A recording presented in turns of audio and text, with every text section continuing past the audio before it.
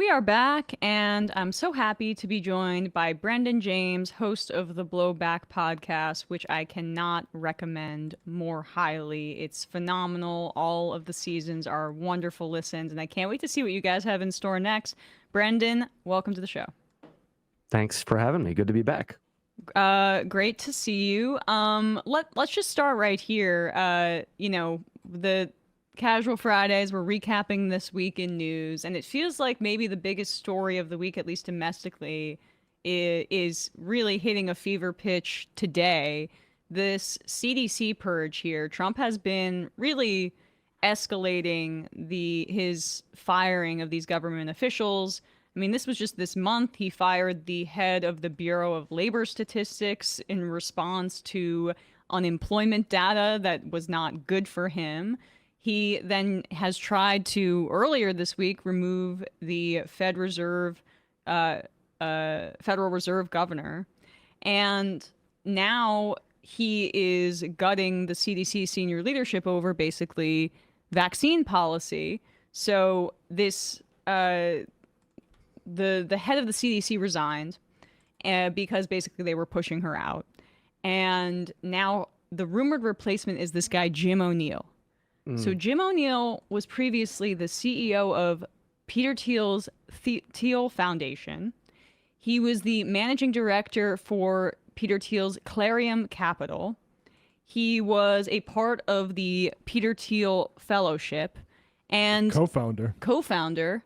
And his Twitter account is still public. So we get these wonderfully just intellectual thoughts like this about science and medicine. He's tweeted this in November 2021. Remember, the name COVID was chosen to conceal the origin of the virus. This name makes it harder to study and probably slowed the response. What is your theory on that? Is it too many letters for him? Or Does he? Well, the thing he's quoting says SARS in it. Does he want it to call, like, because it's... Oh, he's quoting himself. Yes. Yeah. Lynn He's saying COVID and SARS were both coded to hide the Chinese origin. Understood. So it should have just been China virus. This is my thing with this whole sort of new, influx of guys like this is they've won already. Like, Trump calls it the China virus pretty often. Right. He calls it that already, but they won't take a win. They have to keep complaining or set up this idea that there is still, I don't know, some kind of shadow government that's preventing them from getting everything that they want. So we need to pretend it's not already called the China virus by the president, but he already does that. I mean, it's the same people that wouldn't let Obama say radical Islamic terror. Yeah, right. Yes. And speaking of that person, she is now the director of national intelligence. Tulsi Gabbard was the Democrat that was really holding Obama accountable on not saying it. Yeah, you have to say China virus now. I mean, I don't know a lot about this guy. Is there a well of stuff coming up about him now that like people are looking for W? Yeah, well, the Guardian has a good write-up here. Monterez, this is the woman who was fired, who was confirmed by the Senate as CDC director less than a month ago, was viewed by agency staff and outside experts as someone who could potentially help moderate Kennedy's anti-vaccine agenda. O'Neill, unlike Monterez, has no training in medicine or infectious disease science. He's a former speechwriter for the health department during the Bush years, who went on to work for the tech investor and conservative mega donor Peter Thiel. During the COVID pandemic, O'Neill voiced public support for unproven treatments that were not supported by scientific evidence, including ivermectin and hydroxychloroquine, as well as vitamin D as a supposed prophylaxis, which, take vitamin D, take supplements, not going to help you not get COVID. Well, that's just what you say. He's the new authority on this. So, I mean, I don't know who to believe, but yeah, I don't know. Is it like this has been interesting too, seeing the rise of this sort of woo-woo right wing, and obviously RFK Jr. is the embodiment of all of that. I haven't been I haven't really been. That's the thing that almost is the most dystopian to me of the whole thing right now. I mean, as far as domestic politics is concerned, because there is this sort of suicide drive that seems to be at play where they want to get rid of medicine. I mean, like proper medicine.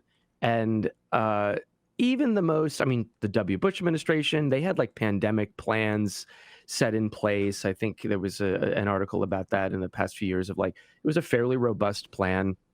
There were real attempts, however, ideologically, warped things were in the Bush administration, or even Trump 1. There was this idea that the government is responsible for making sure you don't die of a disease.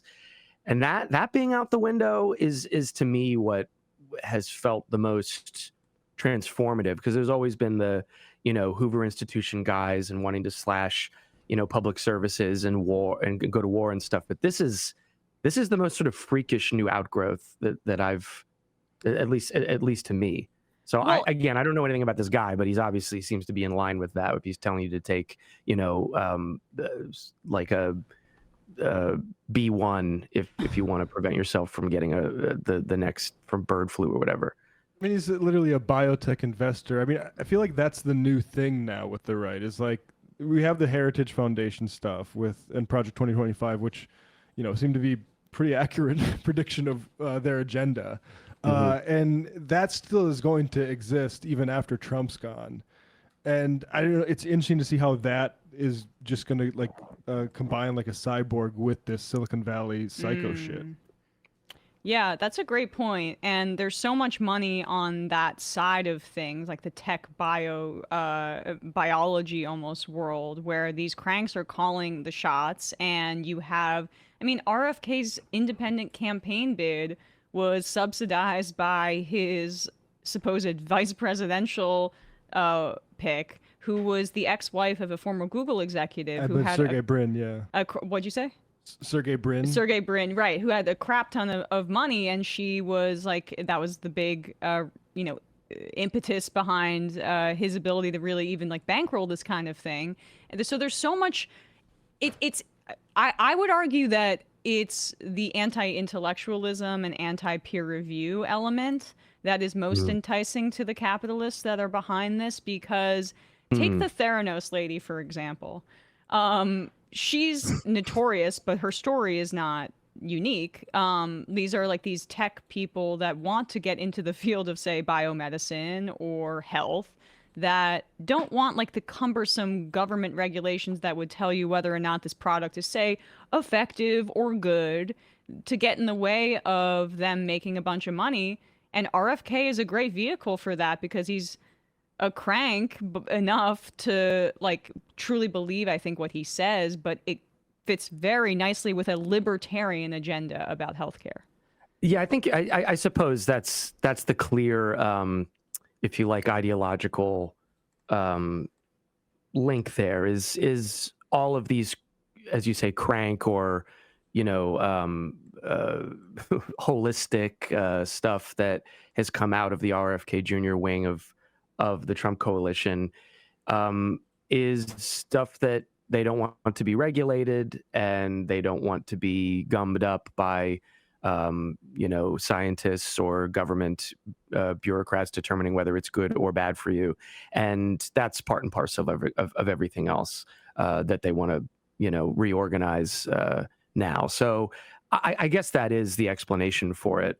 I'm curious how quickly that will be repaired, on the other side of this, because that's always what I think is there, whether it's institutions of, like USAID or all the stuff that Doge took apart.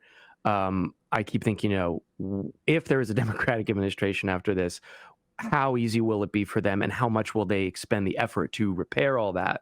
And I wonder with the damage being done to HHS as well, how much this can be reversed and how quickly. And I would say that the popular support behind it, where like you look at RFK, and much to my chagrin, he's maybe the best polling figure in the administration at this moment. And it's because he at least talks about an issue that people are anxious about. I mean, I've long maintained that his appeal is that he exploits the anxiety people have about their healthcare, and gives them these like bespoke market-based solutions of buy this supplement, do this within your personal control, that makes them feel empowered when they really aren't. And let's pull up 8 here. This was from earlier this week. This is RFK talking about what he sees at the airport. And like, I mean, I think this clip more than many underscores how this guy views disease or views abnormalities or views even obesity or Down syndrome or autism. Like, remember he said that stuff about how people with autism like can't vote or they'll never pay taxes. It's not based in anything except, in my view, like a pretty scary eugenicist disgust for folks. Listen to how he talks about kids he sees in the airport. And I know what a healthy child is supposed to look like. I'm looking at kids as I walk through the airports today. What's a healthy man supposed to sound like? I was about to say, go on. No, I mean, talk about glass houses. Again, this is the talking catcher's mitt who sounds like his voice is in a blender, speaking about health for everybody. And I know what a healthy child is supposed to look like. I'm looking at kids as I walk through the airports today, as I walk down the street, and I see these kids that are just overburdened with mitochondrial challenges, with inflammation. You can tell from their faces, from their body movements, and from their lack of social connection. And I know that that's not how our children are supposed to look. And I know what they should look like me. Those mitochondrial challenges and social like that's just do you know how what can you he's observe getting? that in the airport? The kids are both inflamed and don't have friends, and RFK can tell you that based on what? Who has friends at the airport? Yeah. From looking at them all from every child, passing through the gate, he is just studying them up and down, I guess. I mean, he says stuff like this a lot, doesn't he? Where he's like, it's always like, I see kids now, and just by looking at them, I know that, I don't know, that they've taken the vaccine or whatever. But it's yeah. I mean, I saw this go around. This is like the Laura Loomer thing where she was saying, we're paying too much for foreigners, particularly Palestinians, to come over here and get surgeries. And my buddy Felix Biederman, raised the question, should she really be the one deciding how many surgeries is appropriate? Same with RFK Jr. It's just like, I can never believe this is the guy. And what you say about, he's the perfect sort of candidate for this, because he says there's a problem, and then the solution is a bunch of deregulation and hokum, but people do feel as though he is just talking about something apolitical, health. He's talking about something that both the Democrats and Republicans, they neither will admit there's a problem, and I don't know if he's really running policy. It seems like he is to a certain extent. But the idea of, we're going to talk about the Medicaid stuff, I guess, like that's just an old mission to bring all that crashing down. And he is this kind of, I think to a lot of people, just, apolitical kook that is just, I don't know if he's charismatic. He's certainly not. I wouldn't say that.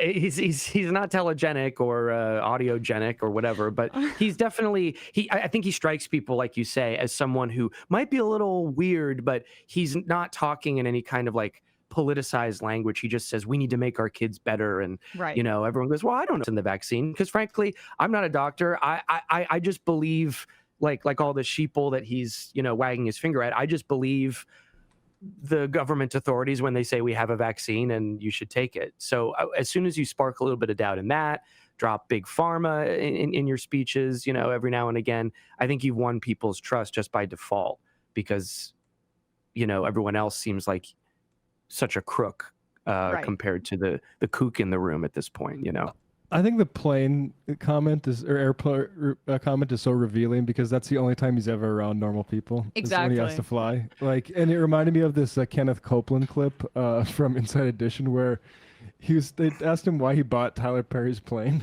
and he says he needs to fly private because he can't get in a tube with a bunch of demons. Yeah. Do you ever use your private jets to go visit your vacation homes, for example? Yes, I do. Okay.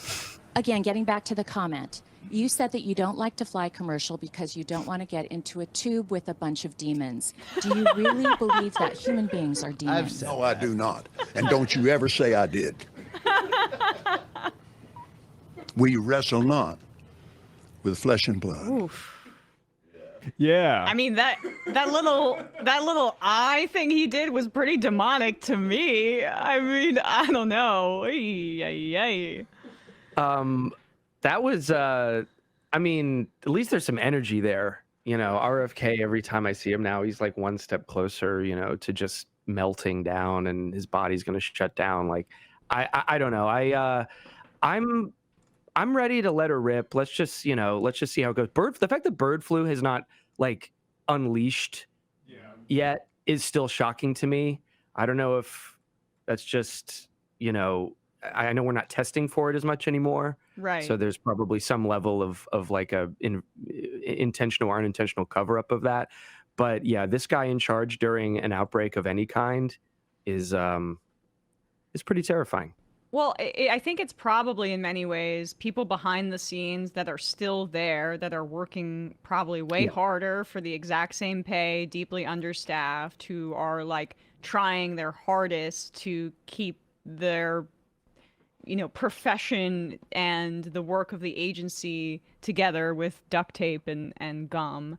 And, we saw that a little bit in the wake of those horrible floods in Texas, where like the nationally they did get out some of the warnings in time, which a lot of people were speculating that may not be the case given the cuts. It was just good old Republican politics down in Texas that caused the deaths, the lack of infrastructure and let's not pay $3,000 for a siren. Right, that they were warned about in previous national disasters down there. But you mentioned the AI thing. I just want to touch on it really quickly, and then we'll get to Israel Palestine, because I headlined this yesterday, but I really think it deserves a little bit more attention. There was an article in the New York Times, again, that came out yesterday morning, speaking about how there's now this pilot program that the administration is using in 6 states that would use AI to determine whether or not certain programs will be covered by Medicare. Now, if this sounds familiar to people, you might have heard the story of one Luigi Mangione. I don't know if AI was a part of declining care for him or if it was just, the normal bureaucratic incentives of a health insurer. But this is what, they're trying to do this for basically a government program here, which is deeply concerning. I'll just read a little bit of this. The article opens kind of talking about this 74-year-old woman who is facing concerns that she's going to be getting these denials. The Centers for Medicare and Medicaid Services plan to begin a pilot program that would involve a similar review process for traditional Medicare. And this is comparing it to private companies doing this. The federal insurance program for people 65 and older, as well as for many younger people with disabilities. The pilot would start in 6 states next year, including Oklahoma, where Miss Ayers lives. The federal government plans to hire private companies to use artificial intelligence to determine whether patients would be covered for some procedure, like certain spinal surgeries or steroid injections. Similar algorithms used by insurers have been the subject of several high-profile lawsuits, which have asserted that the technology allowed the companies to swiftly deny large batches of claims and cut patients off from care and rehabilitation facilities. The AI company selected to oversee the program would have a strong financial incentive to deny claims. Medicare plans to pay them a share of the savings generated from rejections. The government said the AI screening tool would focus narrowly on about a dozen procedures, which it has determined to be costly and little to no benefit to patients. Well, I mean, if the Trump administration says there's little to no benefit to patients, I guess we should just believe them. This is horrifying. Medicare is immensely important. Remember death panels? This is a death panel. This is AI death panels. This is what they were talking about. Another freaking instance of goddamn conservative projection coming right back around. This is what they're trying to do. There was a book a couple years back called Automating Inequality, I think it was called. The author was, I believe her name was Virginia Eubanks. And she, the book is basically about, mostly in social services and policing, the introduction of technology that, I don't know if it was AI or it was thought of as AI at the time, but essentially in the name of efficiency and a more sort of constructive and accurate system to either police or manage databases and allocate the resources for social work, that things got way worse in the cases that she observed in certain states that were tinkering around with this stuff. And that's what I was thinking of when I was reading the article that you just were reading from. I mean, it's obviously going to be declared in the name of a more efficient and speedier and therefore more effective set of procedures. But you have the profit motive at play, obviously, now inside of what is supposed to be a government, profit-free set of services and systems. But then you also have just what we now is almost a punchline of AI being this, wherever it's been, flourishing lately, it's a disaster. I mean, the idea that that'll be applied to people's assessment of whether they need spinal surgery or not is next level. The financial incentive to deny care of like insurers just basically being through the use of technology inserted into the already completely threadbare social safety net that we have. It's dystopian. Hey folks, don't forget to hit the subscribe button and check out our daily show. We do it every day at 12 p.m. Eastern for about 2.5 hours. We even take phone calls. You should check that out.